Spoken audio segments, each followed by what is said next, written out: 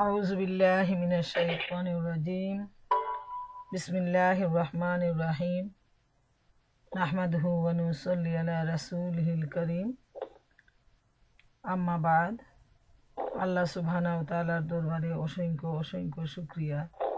আল্লাহ রাব্বুল আলামিন আমাদেরকে কোরআনের ছায়াতলে আশ্রয় নেওয়ার তৌফিক দিয়েছেন। মহানবী সাল্লাল্লাহু আলাইহি ইসলাম এবং পূর্ববর্তী সমস্ত নবী রাসূলগণের সালাম ও দরুদ পেশ করছি। আমার প্রিয় বোনেরা, সবাইকে আসসালামু আলাইকুম ওয়া রাহমাতুল্লাহি ওয়া বারাকাতুহু। আমরা আমাদের ধারাবাহিক দারসুল কুরআন প্রোগ্রাম এখনই শুরু করতে যাচ্ছি। শুরুতে রয়েছে তেলাওয়াত ও তরজমা। তেলাওয়াত ও তরজমা করে শোনাবে আমাদের বোন তাবাসসুম। আমরা আজকে সূরা আল মায়দা 49 থেকে 56 পর্যন্ত তেলাওয়াত ও তরজমা শুনবো, তারপর ইনশাআল্লাহ এর উপর দার্স হবে। 49 থেকে 56 তাবাসসুম। السلام عليكم ورحمة الله وبركاته. ওয়ালাইকুম আসসালাম ওয়া রাহমাতুল্লাহি ওয়া বারাকাতুহু। أعوذ بالله من الشيطان الرجيم. بسم الله الرحمن الرحيم. وأن احكم بينهم بما أنزل الله ولا تتبع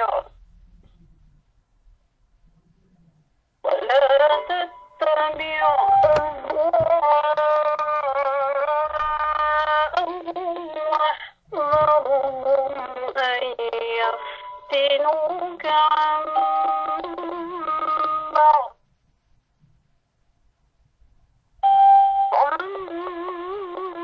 بعض ما أنزل الله إليك فإن تولوا فاعلم أنما يريد الله أن يصيبهم ببعض ذنوبهم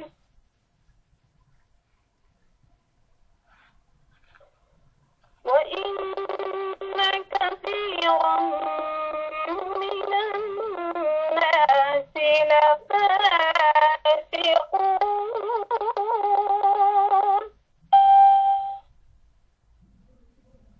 أفحكم الجاهلية يبغون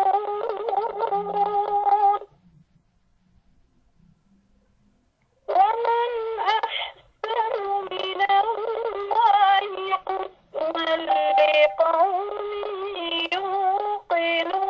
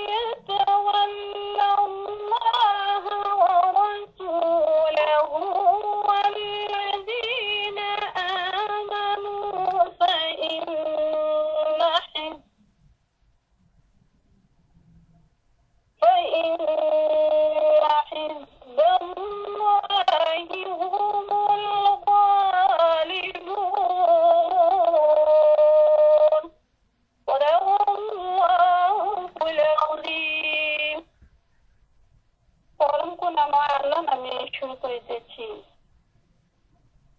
কাজে হে মুহাম্মদ, তুমি আল্লাহর নাজিল করা আইন অনুযায়ী তাদের যাবতীয় বিষয়ের ফয়সলা করো এবং তাদের খেয়াল খুশির অনুসরণ করো না। সাবধান হয়ে যাও, এরা যেন তোমাকে ফিতনার মধ্যে নিক্ষেপ করে সেই হেদায়েত থেকে সামান্যতম বিচ্যুত করতে না পারে, যা আল্লাহ তোমার নাজিল যাহা যা আল্লাহ তোমার প্রতি নাজিল করেছেন। যদি এরা এ থেকে মুখ ফিরিয়ে নেয়, তাহলে জেনে রাখো আল্লাহ এদের কোনো কোনো গুনাহের কারণে এদেরকে বিপদে ফেলার সিদ্ধান্তই করে ফেলেছেন। আর যথার্থ এদের অধিকাংশ ফাসিক। যদি এরা আল্লাহর আইন থেকে মুখ ফিরিয়ে নেয়, তাহলে কি এরা আবার সেই জাহিলিয়াতের ফয়সলা চায়? অথচ যারা আল্লাহর প্রতি নিরাপত্তার অধিকারী, তাদের দৃষ্টিতে আল্লাহর চাইতে ভালো ফয়সলাকারী আর কেউ নেই। হে ইমানদারগণ, ইহুদি ও খ্রিস্টানদেরকে নিজেদের বন্ধু হিসেবে গ্রহণ করো না। তারা পরস্পরের বন্ধু। আর যদি তোমাদের মধ্যে থেকে কেউ তাদেরকে বন্ধু হিসেবে পরিগণিত করে, তাহলে সেও তাদের মধ্যে গণ্য হবে। অবশ্যই আল্লাহ জালেমদেরকে নিজের পথ নির্দেশনা থেকে বঞ্চিত রাখেন। তুমি দেখতে পাচ্ছ যাদের অন্তরে মুনাফিকের রোগ আছে, তারা তাদের মধ্যে তৎপর থাকে। তারা বলে আমাদের আমাদের ভয় হয় আমরা কোনো বিপদের কবলে না পড়ে যাই। কিন্তু আসলে আল্লাহ যখন তোমাদের চূড়ান্ত বিজয় দান করবেন অথবা নিজের পক্ষ থেকে অন্য কোনো কথা প্রকাশ করবেন, তখন তারা নিজেদের অন্তরে লুকিয়ে রাখা এই মুনাফিকের জন্য লজ্জিত হবে। আর সে সময় ইমানদাররা বলবে, এরা কি সেসব লোক যারা আল্লাহ নামে শক্ত কসম খেয়ে আমরা তোমাদের সাথে আছি বলে আশ্বাস দিত? এদের সমস্ত কর্মকাণ্ড নষ্ট হয়ে গেছে এবং শেষ পর্যন্ত এরা ব্যর্থ মনোরথ হয়েছে। হে ইমানদারগণ, তোমাদের মধ্য থেকে কেউ যদি দিন থেকে ফিরে যায়, তাহলে ফিরে যাক। আল্লাহ এমনিতর আরো বহু লোক সৃষ্টি করে দেবেন যাদেরকে আল্লাহ ভালোবাসেন এবং তারা আল্লাহকে ভালোবাসে। যারা মুমিনদের ব্যাপারে কোমল ও কাফেরদের ব্যাপারে কঠোর হবে, যারা আল্লাহর পথে প্রতিষ্ঠা ও সাধনা করে যাবে এবং কোন নিন্দুকের নিন্দার ভয় করবে না, এটি আল্লাহর অনুগ্রহ। যাকে চান তাকে দান করেন। আল্লাহ ব্যাপক উপায়নের অধিকারী এবং তিনি সবকিছু জানেন। আসলে তোমাদের বন্ধু হচ্ছেন একমাত্র আল্লাহ, তার রসুল এবং সেই ইমানদাররা যারা নামাজ কায়েম করে, যাকাত দেয় এবং আল্লাহর সামনে বিনত হয়। আর যে ব্যক্তি আল্লাহকে, তার রসুলকে ও মুমিনদেরকে নিজের বন্ধুরূপে গ্রহণ করে, তার জেনে রাখা দরকার আল্লাহ দলে বিজয়ী হবে। আল্লাহ যা বলেছেন সত্য বলেছেন। এতক্ষণ আমি আপনাদেরকে সূরা আল মায়দার ৪৯ নম্বর আয়াত থেকে নিয়ে ৫৬ নম্বর আয়াত পর্যন্ত তেলাওয়াত এবং তার তর্জমা করে শোনালাম। এখন আমাদের বোন শ্রদ্ধেয়া ডাক্তার মালিকা বেগম, উনি ওনার সংক্ষিপ্ত দাস পেশ করবেন। জাযাকাল্লাহু খাইরান। আলহামদুলিল্লাহ, আমরা বোন তাবাসসুমের কাছ থেকে অত্যন্ত সুললিত কণ্ঠে তেলাওয়াত ও তর্জমা শুনলাম। এবার আমি আপনাদের সামনে দার্স পেশ করব। আল্লাহ সুবহানাহু ওয়া তাআলা যেটুকু তৌফিক দান করেন। ওমা তৌফিকি ইল্লা বিল্লাহ আলাইহি তাওয়াক্কালতু ওয়া ইলাইহি উনীব। মহান আল্লাহ রাব্বুল আলামিন সূরা আল মায়দার ৪৯ নম্বর আয়াতে ইরশাদ করেন, কাজেই হে মুহাম্মদ, তুমি আল্লাহর নাজিল করা আইন অনুযায়ী তাদের যাবতীয় বিষয়ের ফয়সালা করো এবং তাদের খেয়ালখুশির অনুসরণ করো না। সাবধান হয়ে যাও, এরা যেন তোমাকে ফিতনার মধ্যে নিক্ষেপ করে সেই হেদায়েত থেকে সামান্যতম বিচ্যুত করতে না পারে যা আল্লাহ তোমার প্রতি নাজিল করেছেন। যদি এরা এ থেকে মুখ ফিরিয়ে নেয়, তাহলে জেনে রাখো আল্লাহ এদের কোনো কোনো গুনার কারণে এদেরকে বিপদে ফেলার সিদ্ধান্তই করে ফেলেছেন। আর যথার্থই এদের অধিকাংশ ফাসেক। অনেক লম্বা আয়াত। আল্লাহ সুবহানাহু ওয়া তাআলা এখানে নবী করিম সাল্লাল্লাহু আলাইহি ইসলামকে উদ্দেশ্য করে কিছু দিক নির্দেশনা দিচ্ছেন যে আল্লাহ রব্বুল আলামিনের নাজিল করা যে আইন, সে আইনের মাধ্যমে যাবতীয় বিচার ফয়সালা অনুষ্ঠিত করতে হবে। এবং আমরা এই সূরার আগে যে আয়াতগুলো আমরা আলোচনা করে আসছি, তো ইহুদিদের যে চরিত্রটা সেটা তুলে ধরা হয়েছে এবং তারা চাইতো যে তাদের খেয়াল খুশি অনুযায়ী নবী করিম সাল্লাল্লাহু আলাইহি ইসলাম যেন তাদের মন মতো ফয়সালা দান করেন, এবং সেজন্য তারা অনেক পীড়াপিড়ি করত, অনেক ধরনের যে ফন্দি ফিকির ষড়যন্ত্র করত। আল্লাহ সুবহানাহু ওয়া তাআলা নবী করিম সাল্লাল্লাহু আলাইহি ইসলামকে জানিয়ে দিচ্ছেন যে তারা যে কোনো ধরনের ফিতনাই করুক, যা কিছুই করুক, আল্লাহ রসুল সাল্লাল্লাহু আলাইহি ইসলাম যেন শরীয়তের যে বিধান রয়েছে সেই বিধান থেকে বিন্দুতম তিনি সরে না যান। আল্লাহ তাআলা যেভাবে নির্দেশ দিয়েছেন ঠিক সেভাবে যেন নবী করিম সাল্লাল্লাহু আলাইহি ইসলাম সব কিছুর ফয়সালা দান করেন, এবং এই ফয়সালাটা আরবের লোক হোক, আজমের লোক হোক, শিক্ষিত হোক, অশিক্ষিত হোক, ধনী হোক, দরিদ্র হোক, যে কোনো লোকের জন্য বিচার ফয়সালা হবে সমানভাবে। এর মধ্যে কোনো ধরনের কম বেশি করা যাবে না, কোনো ধরনের কার্পণ্যও করা যাবে না, কোনো ধরনের দয়া দাক্ষিণ্যও দেখানো যাবে না। এক্স্যাক্টলি আল্লাহ সুবহানাহু ওয়া তাআলা যেভাবে যে নির্দেশ দিয়েছেন সেই নির্দেশের উপর ভিত্তি করেই যাবতীয় ফয়সালা করার জন্য আল্লাহ রাব্বুল আলামিন এখানে নির্দেশ দিচ্ছেন। আল্লাহ তাআলার ওহী মোতাবেক ফয়সালা করা রাসূল করিম সাল্লাল্লাহু আলাইহি ইসলামের দায়িত্ব, এবং নবী করিম সাল্লাল্লাহু আলাইহি ইসলামকে নির্দেশ দেওয়ার মাধ্যমে আল্লাহ রাব্বুল আলামিন তামাম ঈমানদারদেরকে এই নির্দেশ দিচ্ছেন যে ছোট হোক আর বড় হোক, ব্যক্তিগত জীবনে হোক, পারিবারিক জীবনে হোক, সামাজিক জীবন হোক আর রাষ্ট্রীয় জীবন হোক, সর্বাবস্থায় কোরআনের নিয়ম নীতি অনুযায়ী আমাদেরকে ফয়সালা করতে হবে। এটাই হলো ঈমানদারদের দায়িত্ব।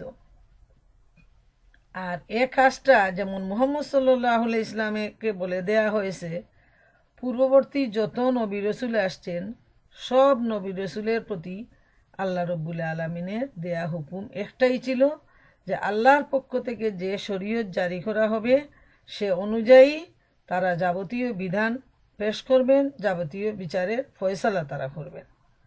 যেমন সহিহ বুখারী ও সহিহ মুসলিম শরীফে আছে, রাসূলুল্লাহ সাল্লাল্লাহু আলাইহি ইসলাম বলেছেন, আমরা সব নবীর দল পরস্পরের বৈমাত্রীয় ভাই, আমাদের সবারই দিন এক। প্রত্যেক নবীকে তাওহীদ সহ পাঠানো হতো, প্রত্যেক আসমানি কিতাবে তাওহীদের বর্ণনা ওদিকেই আহ্বান থাকতো একই দিকে। যেহেতু সবাই আল্লাহ তাআলার পক্ষ থেকে প্রেরিত নবী, সবার দিন এক, সবার আল্লাহ এক, এবং সবার জন্য আল্লাহ তাআলার সমান বিধান রয়েছে। যেমন আল্লাহ রাব্বুল আলামিন ইরশাদ করেন, আমি প্রত্যেক উম্মতের মধ্যে রাসূল পাঠিয়ে এ নির্দেশই দিয়েছিলাম, তোমরা আল্লাহর ইবাদত করবে এবং তাগুত বা শয়তানের ইবাদত থেকে বিরত থাকবে। তো সব নবীর জন্যই কিন্তু একই হুকুম, একই ফয়সালা, আর আল্লাহর প্রেরিত কিতাব একটার সাথে আরেকটার সম্পূর্ণ সামঞ্জস্য রয়েছে। শুধুমাত্র আহকামের ব্যাপারে কিছুটা বিভিন্নতা রয়েছে, যেমন কোনো একটি জিনিস কোনো যুগে হারাম ছিল, পরে তা হালাল করা হয়েছে, কোনো যুগে সেটা হালাল ছিল, পরে তা হারাম করা হয়েছে। কোনো এক হুকুম কোনো সময় হালকা ছিল, পরে তা সেই হুকুমটা আরও ভারী করা হয়েছে। যেমন তাওরাত একটি শরীয়ত, ইনজিল একটি শরীয়ত, কোরআন একটি পৃথক শরীয়ত। এটার কারণ হচ্ছে এই যে যেন প্রত্যেক যুগের বাধ্য ও অবাধ্য বান্দাদের মধ্যে পরীক্ষা হয়ে যায়। অবশ্য মনে রাখতে হবে, সর্বযুগে সর্বকালীন সর্বাবস্থায় তাওহীদের একই রূপ, যে আল্লাহ রব্বুল আলামিন হচ্ছেন একক, আল্লাহ ছাড়া আর কোনো ইলাহ নেই। এই বিষয়টা কিন্তু আমাদের খুব ভালোভাবে মনে রাখা প্রয়োজন। তাওহীদের রূপ একই, কিন্তু বিভিন্ন বিধিবিধান, আহকাম, হালাল হারামের ব্যাপারে বিভিন্ন শরীয়তে কিছুটা পার্থক্য ছিল এবং মহাগ্রন্থ আল কুরআন তা সম্পূর্ণভাবে কমপ্লিট করে দিয়েছে। এখন আর এর কোনো রদবদল হবে না। যেটা আল্লাহ তাআলা মহানবী সাল্লাল্লাহু আলাইহি ওয়াসাল্লামের মাধ্যমে দিয়েছেন এবং তিনি যেটা বাস্তবায়ন করে গেছেন, এর আর বিন্দুমাত্র পরিবর্তন হবে না। আর এই তরিকা কিয়ামত পর্যন্ত যারা ঈমানদার তাদেরকে অনুসরণ করে চলতে হবে। যেমন সূরা ইউসুফে আল্লাহ সুবহানাহু ওয়া তাআলা ইরশাদ করেন, ওমা আকসারুন নাসি ওয়ালাউ হারাস্তা বিমুমিনিন, তুমি লোভ করে চাইলেও অধিকাংশ লোক মুমিন নয়।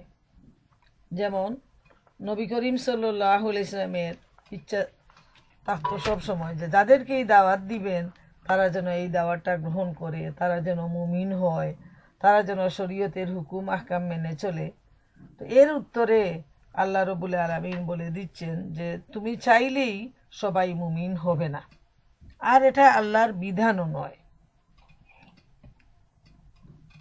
আর তারা যেভাবে নবী করিম সাল্লাল্লাহু আলাইহি ওয়াসাল্লামের প্রতি তারা ইহুদিরা খুব বেশি ষড়যন্ত্র করত যে তিনি যেন তাদের কথা অনুযায়ী বিচার ফয়সালা করেন, তাই আল্লাহ তাআলা বারবার কিন্তু নবী করিম সাল্লাল্লাহু আলাইহি ওয়াসাল্লামকে এই নির্দেশটা দিচ্ছেন। যেমন সূরা আনআমের 117 নম্বর আয়াতে আল্লাহ তাআলা ইরশাদ করেন, ওয়াইন তুতি আকসারা মানফিল আরদি ইউদিল্লুকা আন সাবিলিল্লাহ, তুমি যদি পৃথিবীবাসীর অধিকাংশের কথা মেনে চলো তাহলে তারা তোমাকে আল্লাহর পথ থেকে বিভ্রান্ত করবে। অর্থাৎ মানুষ যা চাইবে তাই যদি কেউ আল্লাহ রসুল করতে চান তাহলে সবাই তাকে বিভ্রান্ত করে ফেলবে। যেহেতু আল্লাহ রসুলকে আল্লাহ রব্বুল আলামিনের হুকুমের উপর অটল হয়ে সুদৃঢ় হয়ে থাকতে হবে।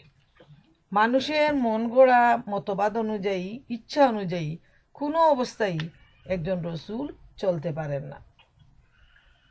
এজন্য আল্লাহ তাআলা বলছেন, হে মুহাম্মদ সাল্লাল্লাহু আলাইহি ওয়াসাল্লাম, তুমি যেন এ বিশ্বাসঘাতক, চক্রান্তকারী, মিথ্যাবাদী, কাফির ইহুদির কথার ফাঁদে পড়ে আল্লাহর কোনো হুকুম থেকে এদিক ওদিক চলে না যাও।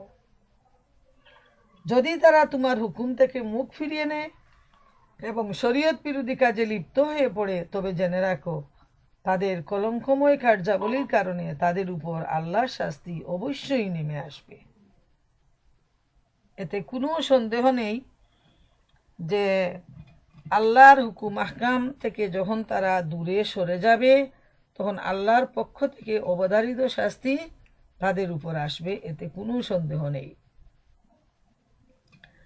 আমরা তাদের চরিত্র সম্পর্কে দেখি যে ইহুদিদের কয়েকজন বড় বড় নেতা ও আলেম আপুসে একটি মিটিং করে রসুল করিম সাল্লাল্লাহু আলাইহি ওয়াসাল্লামের নিকট হাজির হয় এবং বলে, আপনি জানেন যে আমরা যদি আপনাকে মেনে নেই তবে সমস্ত ইহুদি আপনার নবুয়তকে স্বীকার করে নেবে, আর আমরা আপনাকে মেনে নিতে প্রস্তুত আছি।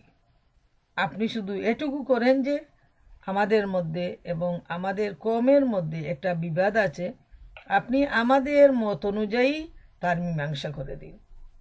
রসুল করিম সাল্লাল্লাহু আলাইহি ওয়াসাল্লাম ওটা অস্বীকার করলেন এবং এ সম্পর্কে এই আয়াতটি নাজিল হয়। প্রিয় বোনেরা আমার, একটু আমরা যদি লক্ষ্য করি তাহলে দেখব যে তাদের ষড়যন্ত্রটা কতটুকু। তারা বারবার আল্লাহ রসুলের কাছে তাদের যে বড় বড় আলিম যারা, নেতা যারা, তারা চক্রান্ত করে আসে যে তাদের মত অনুযায়ী যেন আল্লাহ রসুল ফয়সালা দিয়ে দেন, এবং তারা আল্লাহ রসুলকে লুপ দেখায় যে যদি আপনি এই ফয়সালাটা দিয়ে দেন আমাদের মত অনুযায়ী তাহলে তারা সবাই মুসলমান হয়ে যাবে। কিন্তু এটা তারা বুঝতে পারে না, তারা মুসলমান হইলেই আল্লাহ রসুলের কি আসে যায়, সেটা তো তাদের জন্যই লাভ।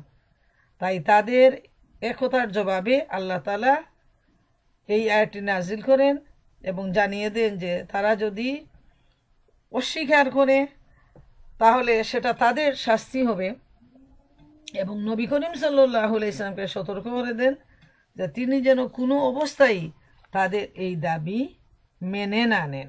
যেহেতু তিনি যদি অন্যায় তাদেরকে দিনের পথে নিয়ে আসার জন্য তাদের সামান্য পরিমাণ দাবি অন্যায়ভাবে মানেন, তাহলে সেটা ইসলামের জন্য হয়ে যাবে অনেক ক্ষতিকর এবং আল্লাহর পক্ষ থেকে নবী করিম সাল্লাল্লাহু আলাইহি সাল্লামকে এ ব্যাপারে কঠিন হুঁশিয়ারি ঘোষণা করা হয়েছে। 50 নম্বর আয়াতে আল্লাহ তাআলা ইরশাদ করেন,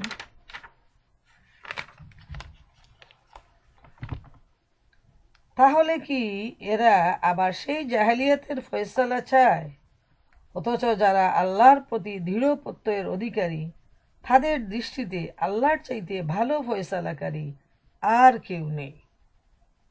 আল্লাহ তাআলা এখানে জানিয়ে দিচ্ছেন যে যারা ইমানদার, ইমানের ব্যাপারে যারা দৃঢ় অবিচল রয়েছে, তাদের দৃষ্টিতে আল্লাহ রব্বুল আলামিনের চাইতে ভালো ফয়সালাকারী, ভালো বিচারক, ভালো জাজ আর কেউ হতে পারে না। যেমন সূরা 3-এ আল্লাহ তাআলা ইরশাদ করেন, আলাইসা আল্লাহু বি আহকামিল হাকিমিন, আমি কি বিচারকের মধ্যে সর্বশ্রেষ্ঠ বিচারক নই? আমরা যখনই এই আয়াতটা পড়ব তখন যেন আমরা বলি, হ্যাঁ অবশ্যই ইয়া আল্লাহ, আপনি হচ্ছেন সর্বশ্রেষ্ঠ বিচারক। সুবহানাল্লাহ। আল্লাহর বিচারের চাইতে সুন্দর বিচার, উন্নত বিচার আর কি হতে পারে? কিন্তু আমরা দুনিয়ার মানুষের অবস্থা দেখি যে যারা নেতৃত্বের আসনে রয়েছে, যাদের হাতে টাকা পয়সা প্রভাব প্রতিপত্তি রয়েছে, বিচার তাদেরই হাতে। আর মজলুম দিন দিন অত্যাচার নির্যাতন সহ্য করে করে নিষ্পেষিত হচ্ছে, কিন্তু বিচারের রায় নিভৃতে কাঁদে, মজলুমের ব্যাপারে সঠিক কোনো ফয়সালা হয় না। এটাই হলো আজকের দুনিয়ায় মুসলমানদের মধ্যে ইহুদিদের এই রীতি চলে আসছে, যে ব্যাপারে আল্লাহ রাব্বুল আলামিন বারবার এই মহাগ্রন্থ আল কুরআনে সাবধান করে দিচ্ছেন যে কুরআনের বাইরে, ইসলামের বিধিবিধানের বাইরে কোনো অবস্থায় যেন কোনো ধরনের ফয়সালা না হয়। সেটা হবে অত্যন্ত জুলুম এবং অন্যায়। এরপর আল্লাহ ইরশাদ করেন, হে ঈমানদারগণ, ইহুদি ও খ্রিস্টানদেরকে নিজেদের বন্ধু হিসাবে গ্রহণ করো না, তারা পরস্পর পরস্পরের বন্ধু। আর যদি তোমাদের মধ্য থেকে কেউ তাদেরকে বন্ধু হিসাবে পরিগণিত করে, তাহলে সেও তাদের মধ্যেই গণ্য হবে। অবশ্য আল্লাহ জালেমদেরকে নিজের পথ নির্দেশনা থেকে বঞ্চিত রাখেন। এখানে নতুন কথা নয়, এই আয়াত আমরা আরও দেখে আসছি। আল্লাহ তাআলা ইমানদারদেরকে বারবার হুঁশিয়ার করে দিচ্ছেন যে কোনো অবস্থায় যেন ইহুদি ও খ্রিস্টানদেরকে নিজেদের বন্ধু হিসাবে গ্রহণ করা না হয়। আজকের দিনে যেমন আমাদের ডানে বামে ইহুদি খ্রিস্টানরা রয়েছে, তার চাইতেও সেই আরবের মদিনায় তখন চতুর্দিকে ইহুদি খ্রিস্টানের সয়লাভ ছিল এবং তারা খুব বেশি হিংসাপরায়ণ ছিল দিন ইসলামের ব্যাপারে, মুসলমানদের ব্যাপারে আর নবী করিম সাল্লাল্লাহু আলাইহি ইসলামের ব্যাপারে। যেহেতু নতুন ইসলাম সবেমাত্র জাহেলিয়াত থেকে, অন্ধ থেকে আলোর দিকে যারা দিন গ্রহণ করে আসছে, মুসলমান হচ্ছে, তাদের অনেকের ভিতরেই তখন পর্যন্ত ছিল অনেক দুর্বলতা। তো যেহেতু ইহুদি খ্রিস্টানদের মধ্যে ছিল, তাদের ব্যবসা বাণিজ্য ছিল, তাদের হাতে ছিল নেতৃত্ব, কর্তৃত্ব, মহাজনী, সব কিছুই তাদের হাতে ছিল। সুদখুরি ব্যবসার জাল তারা চতুর্দিকে ছড়িয়ে দিয়েছিল, যার ফলে মুসলমানদের মধ্যে যারা নও মুসলমান, তাদের মধ্যে অনেকটা দুর্বলতা ছিল যে আমরা যদি ইহুদি খ্রিস্টানদেরকে বন্ধু হিসাবে গ্রহণ করি, তাদের সাথে যদি আমরা মেলামেশা করি, তাহলে সেটা পার্থিব জীবনে আমাদের একটা লাভ হতে পারে।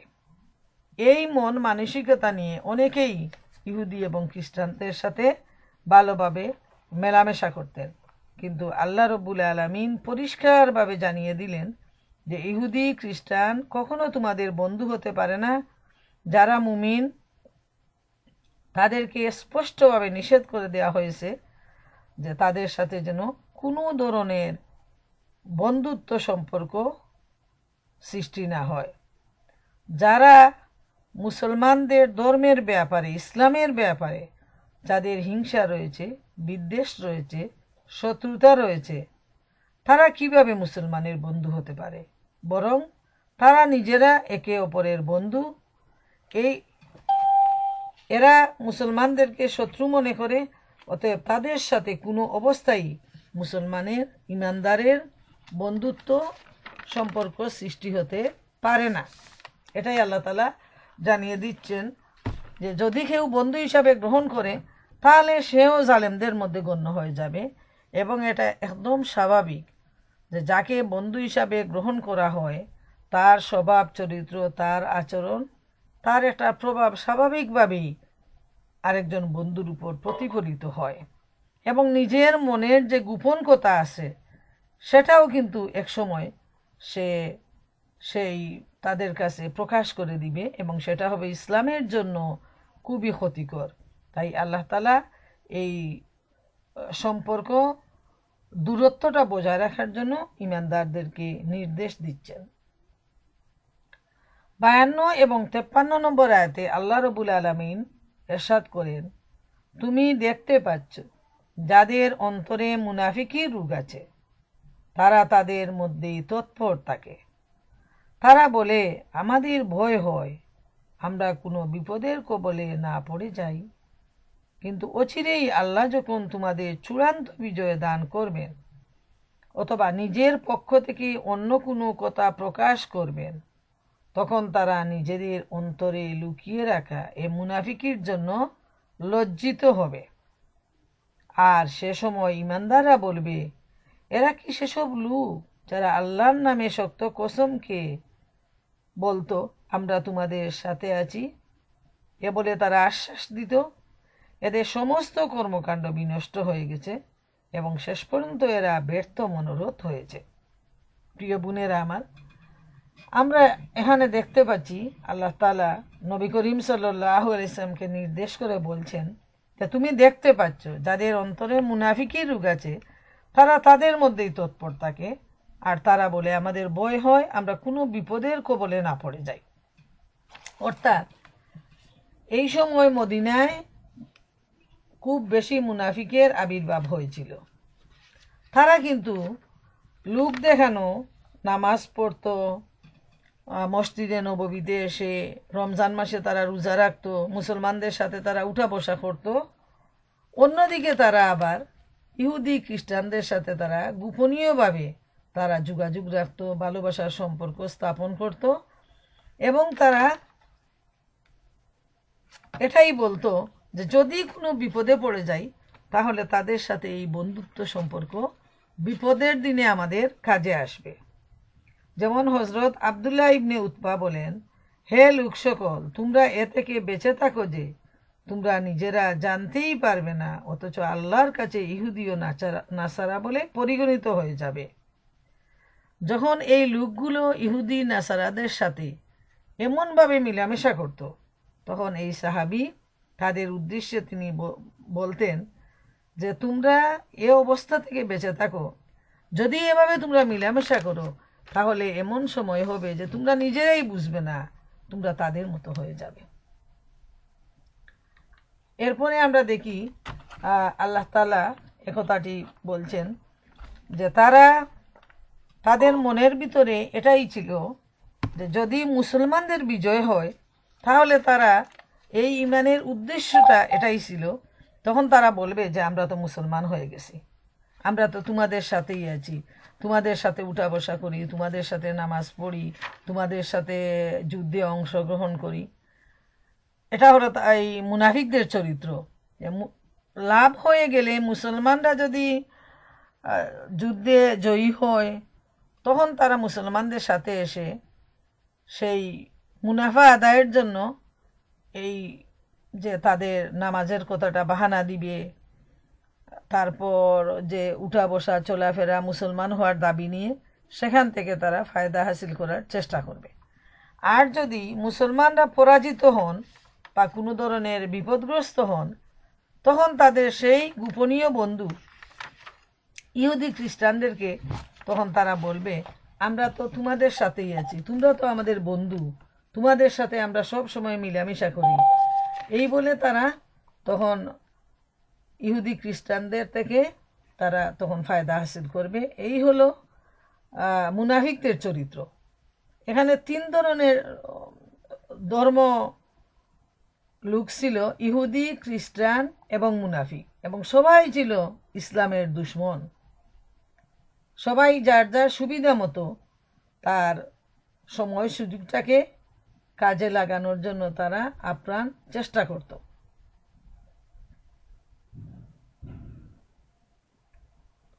এখানে একটি বিষয় উল্লেখ করা হয়েছে যে অহুদ যুদ্ধের পর একটি লোক বলে, আমি ইহুদির সাথে বন্ধুত্ব স্থাপন করেছি যাতে সুযোগ আসলে আমি এর দ্বারা উপকৃত হতে পারি। অপর একটি লোক বলল, আমি অমুক খ্রিস্টানের নিকট আসা যাওয়া করি এবং তার সাথে বন্ধুত্ব স্থাপন করি যাতে সে আমাকে সাহায্য করবে। তো এই ধরনের চরিত্র যাদের, এটা আল্লাহ রব্বুল আলামিন এমনভাবে আল্লাহ নবীকে জানাইয়া দিলেন যে তাদের ভিতরে ঈমান নেই। তারা বাহ্যিকভাবে যে ঈমান নিয়ে আসছে শুধুমাত্র ফায়দা লুটার জন্য, এরা হচ্ছে মুনাফিক।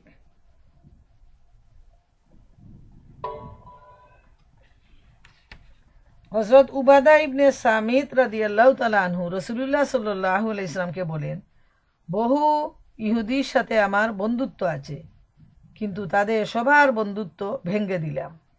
আল্লাহ ও তার রাসূল সাল্লাল্লাহু আলাইহি ওয়াসাল্লামের বন্ধুত্বই আমার জন্য যথেষ্ট। সুবহানাল্লাহ। প্রিয় বোনেরা আমার, চিন্তা করে দেখেন, যদিও অধিকাংশ মানুষ সবসময়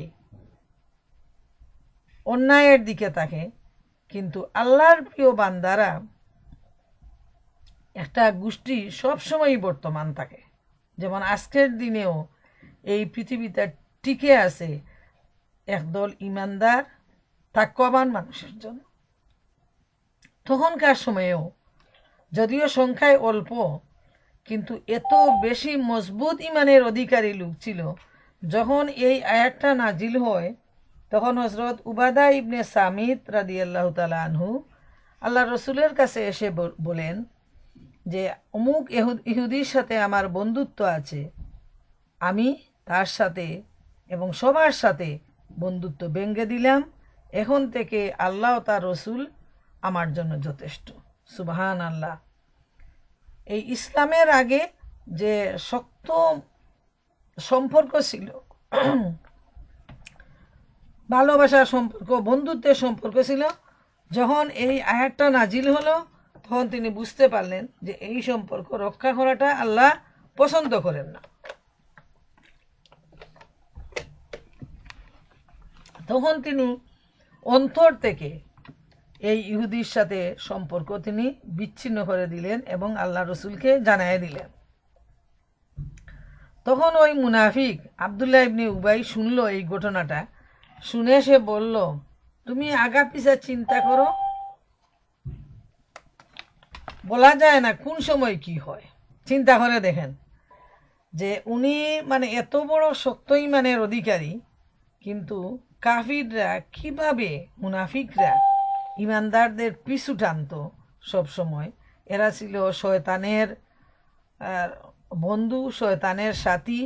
উনি যখন এই ঘোষণাটা দিলেন, সাথে সাথে সে বলল যে তুমি আগা পিছা চিন্তা করে দেখো, আমি তো এটা করতে পারবো না, বলা যায় না কখন কোন বিপদ আসে, কখন কোন সময় আসে, তখন তো সেই লোক আমার কাজে আসতে পারে।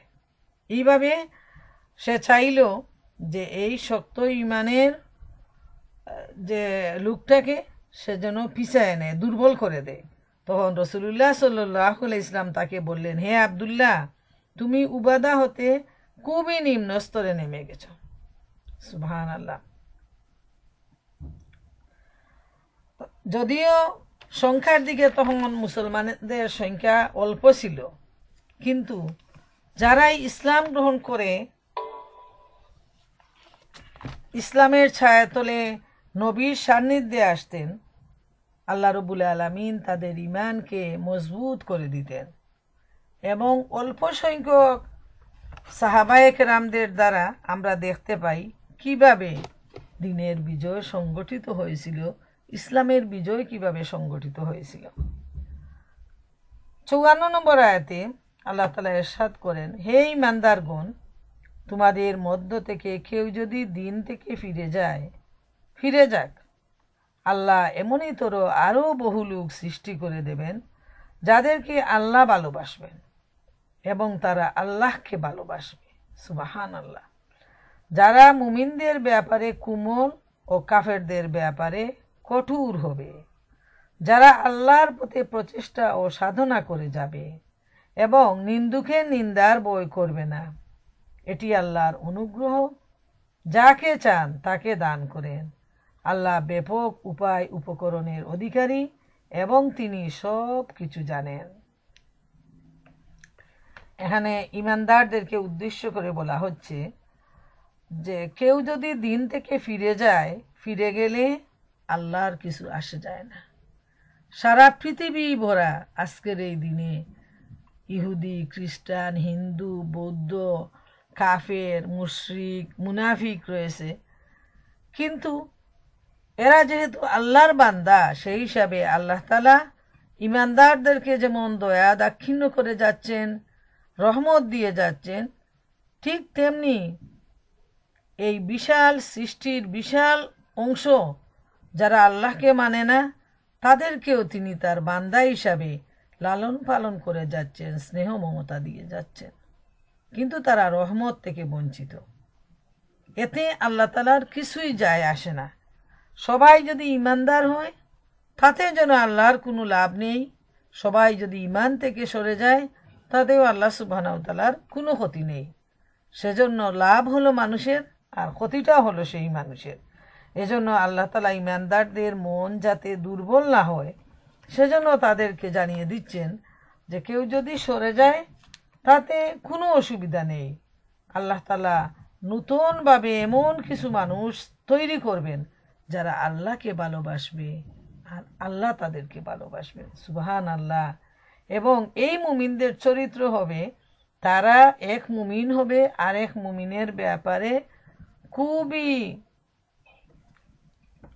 নরম, কোমল, সুন্দর আচরণ ব্যবহার, এবং কাফেরদের ব্যাপারে হবে তারা খুবই কঠোর।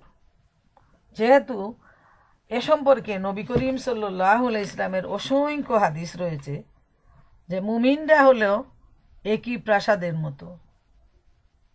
প্রাসাদের মধ্যে কোথাও যদি কোনো ফাটল দেখা দেয় তাহলে যেমন পুরা প্রাসাদটাই নষ্ট হয়ে যায়, ঠিক সেভাবে একজন মুমিনের যদি কোথাও কোনো কষ্ট হয় তাহলে সমস্ত মুমিন সেই ব্যথায় ব্যথিত হয়।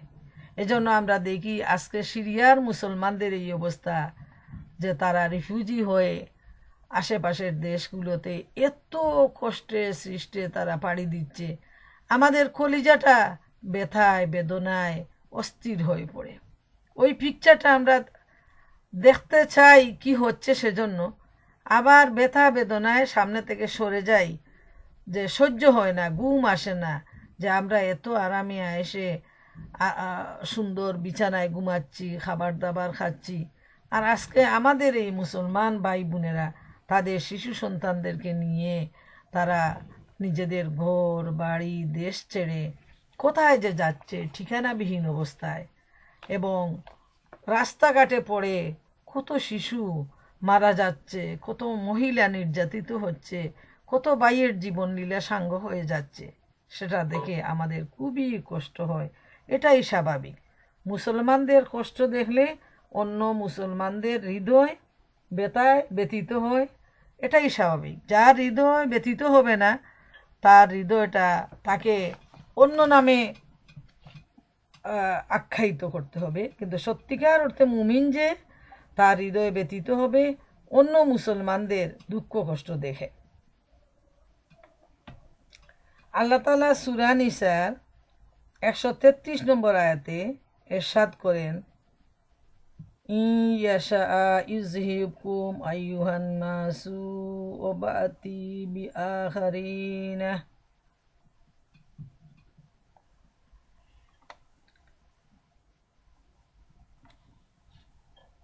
আল্লাহ তাদের পরিবর্তে এমন লোকদেরকে এ সত্য ধর্মের খিদমতে লাগিয়ে দিবেন যারা সব দিক দিয়েই তাদের চেয়ে উত্তম হবে।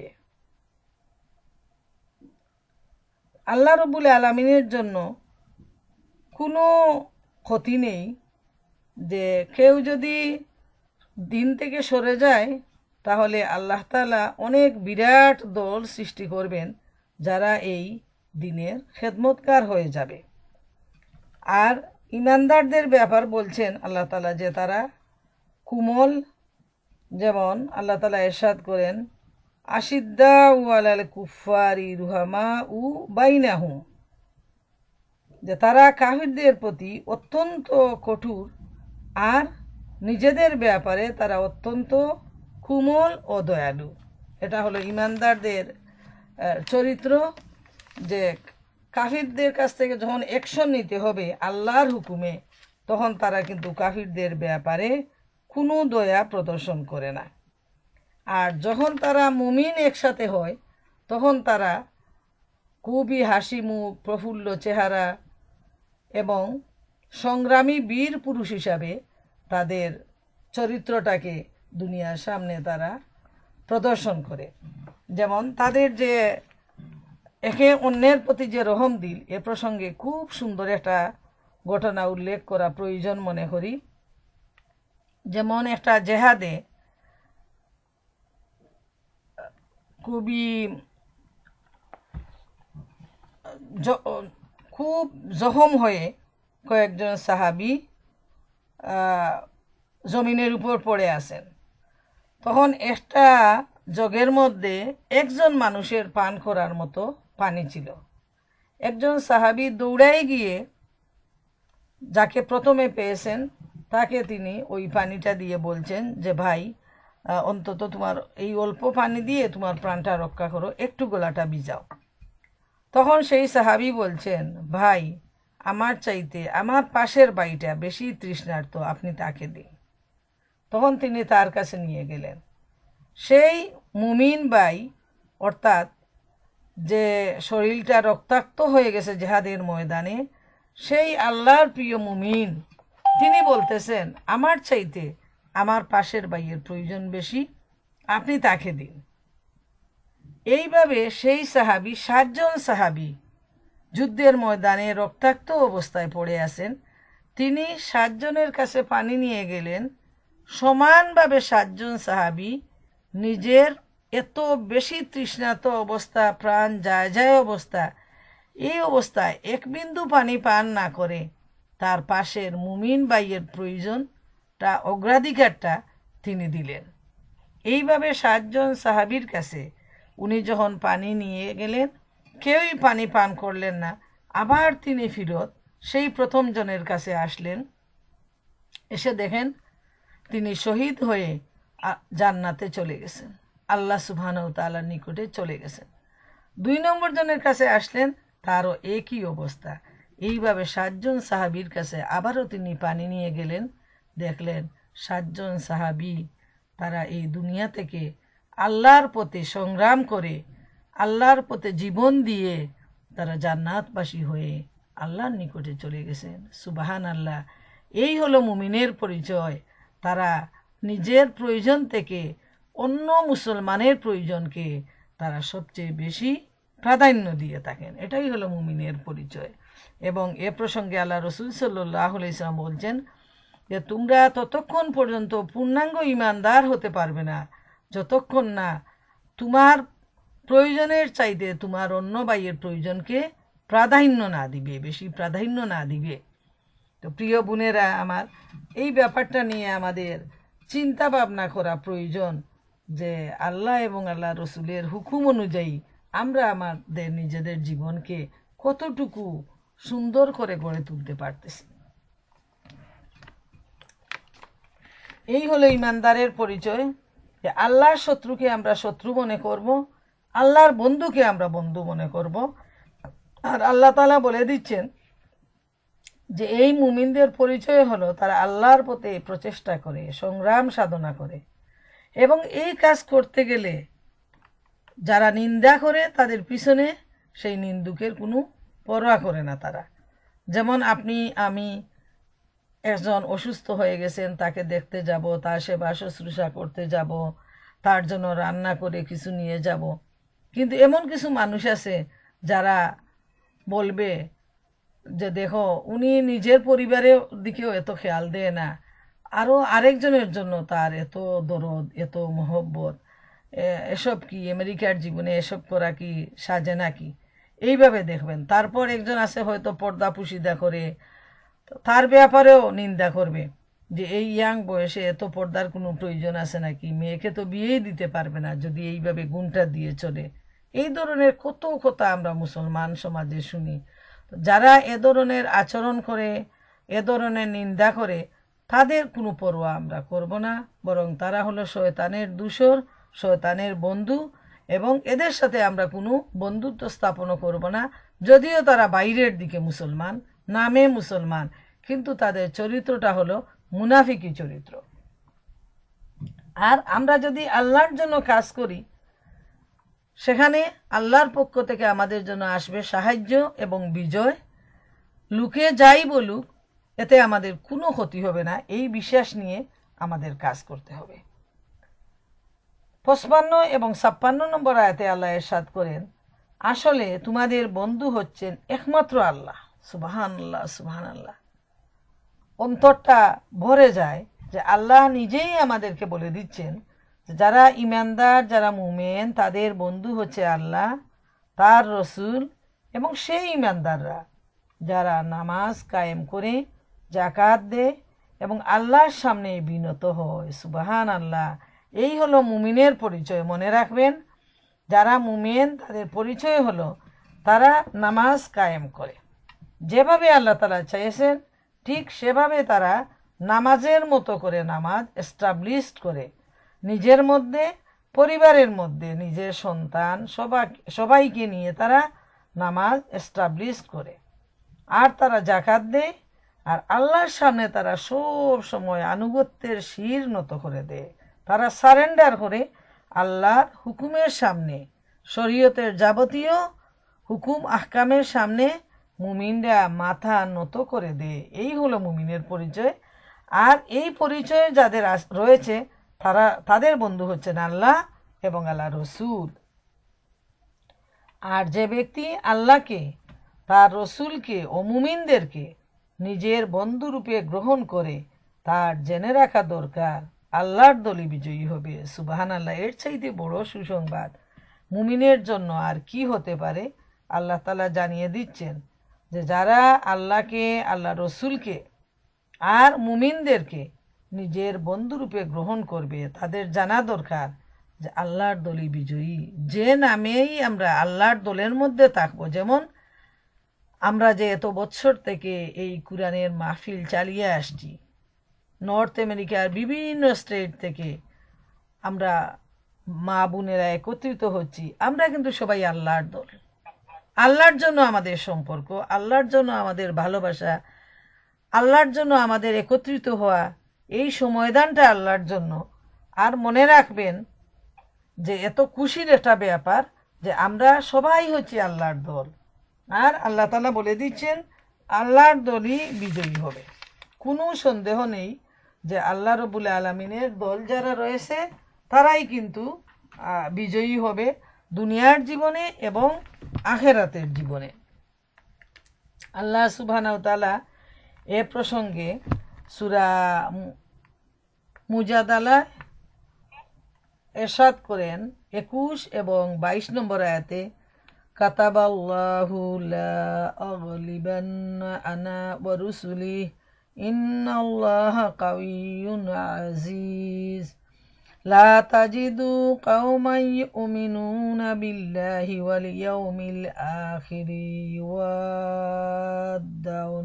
মান হাদাল্লাহ من حاد الله ورسوله ولو كانوا آباءهم أو أبناءهم أو إخوانهم أو عشيرتهم أولئك كتب في قلوبهم الإيمان وأيدهم بروح منه ويدخلهم جنات تجري من تحتها الأنهار خالدين فيها رضي الله عنهم ورضوا عنه أولئك حزب الله ألا إن حزب الله هم المفلحون। এরশাদ হচ্ছে আল্লাহ তাআলা তো এ সিদ্ধান্ত জানিয়েই দিয়েছেন, আমি এবং আমার রসুল অবশ্যই জয়ী হব। নিঃসন্দেহে আল্লাহ তাআলা শক্তিমান পরাক্রমশালী। আল্লাহ তাআলা পরকালের উপর ঈমান এনেছে এমন কোনো সম্প্রদায়কে তুমি কখনো পাবে না তারা এমন লোকদের ভালোবাসে যারা আল্লাহ তাআলা ও তার রসুলের বিরুদ্ধাচরণ করে, যদি সে লোকেরা তাদের পিতা, ছেলে, ভাই কিংবা নিজেদের জাতি গোত্রের লোক হয়। এ আপোষহীন ব্যক্তিরাই হচ্ছে সেসব লোক যাদের অন্তরে আল্লাহ তাআলা ঈমান এঁকে দিয়েছেন এবং নিজস্ব গায়েবী মদদ দিয়ে তিনি তাদের শক্তি বৃদ্ধি করেছেন। কিয়ামতের দিন তিনি তাদের এমন এক জান্নাতে প্রবেশ করাবেন যার তলদেশ দিয়ে ঝর্ণা দ্বারা প্রবাহিত হবে, তারা সেখানে চিরকাল থাকবে। আল্লাহ তাআলা তাদের উপর খুশি হবেন এবং তারাও সেদিন তার উপর সন্তুষ্ট হবে।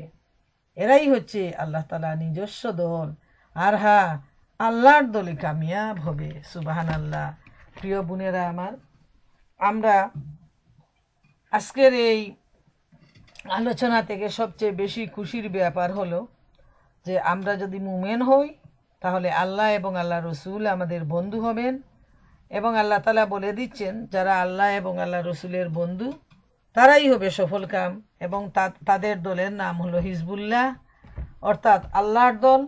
আর আল্লাহর দলই বিজয়ী হবে, এতে কোনো সন্দেহ নেই।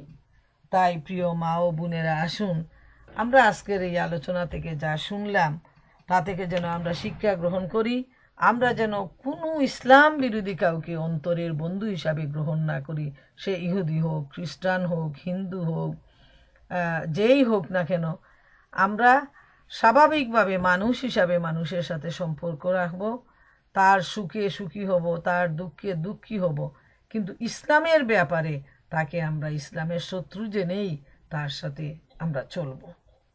এছাড়া যারা নামে মাত্র মুসলমান কিন্তু তাদের আচার আচরণ মুনাফিকের মতো, যারা আল্লাহ এবং রসুলকে ভালোবাসে না, আল্লাহ এবং আল্লাহ রসুলের আইন মতো জীবনযাপন করে না, বরং এর বিরুদ্ধাচরণ করে, তাদের থেকেও আমরা নিজেকে সরায়ে রাখার চেষ্টা করব। এবং যারা সমাজের ভালো মানুষ, যারা আল্লাহ এবং আল্লাহ রসুলকে ভালোবাসে, যারা পরহেজগার, যারা তাকওয়াবান, তাদের সাথে আমরা বন্ধুত্ব সম্পর্ক স্থাপন করব। আজকে আপনারা যারা লাইনে আছেন এবং প্রতিনিয়ত যারা আসেন, আপনাদের সাথে আমাদের কোনো আত্মীয়তা নেই, কিন্তু আপনাদের সাথে রয়েছে আমাদের ভালোবাসার সম্পর্ক। যেভাবে বিনা সুতোর মালা, যেটা অনেক অনেক স্টেটে আমার যে মা বোনেরা রয়েছেন তারা সেই বিনা সুতার মালার এক একটা ফুল আপনারা, এবং আল্লাহর সামনে যখন আমরা হাজির হব, আজকের যে এই কোরআনের যে কনফারেন্স যেটা নিয়মিত আমরা করে আসছি, সিরাত মাহফিল এবং ইসলামের বিভিন্ন দিক নিয়ে আমরা জ্ঞান অর্জনের যে প্রচেষ্টা চালিয়ে যাচ্ছি, আপনারা আমি সবাই একীভূত হয়ে ইনশাআল্লাহ আল্লাহ তাআলার কাছে আমরা এই দোয়া করব, আল্লাহর জন্য যে আমাদের সম্পর্ক, আল্লাহর জন্য যে আমাদের ভালোবাসা, আল্লাহ তাআলার জন্য যে সময় দান, সেজন্য আল্লাহ রব্বুল আলামিন যেন আমাদের সবাইকে কবুল করেন, আমাদের সবার গুনাহ খাতা যেন মাফ করেন, আমাদের বাচ্চাদেরকে, আমাদের পিতামাতাকে, আমাদের স্বামী, আমাদের আত্মীয় স্বজন সবাইকে আল্লাহ তাআলা তার দিনের পথে কবুল করুন, এবং রোজ হাসরের কঠিন মুসিবতের দিনে আল্লাহর রহমতের ছায়াতলে এবং রসুল করিম সাল্লাল্লাহু আলাইহি ইসলামের হাউজে কাউসারের সামনে আল্লাহ তাআলা যেন আমাদের সবাইকে একত্রিত করেন। সেই আশা নিয়ে আজকের আলোচনা এখানেই শেষ করলাম। ও আখিরুদ্দাওয়ানা আনিল হামদুলিল্লাহি রাব্বিল আলামিন।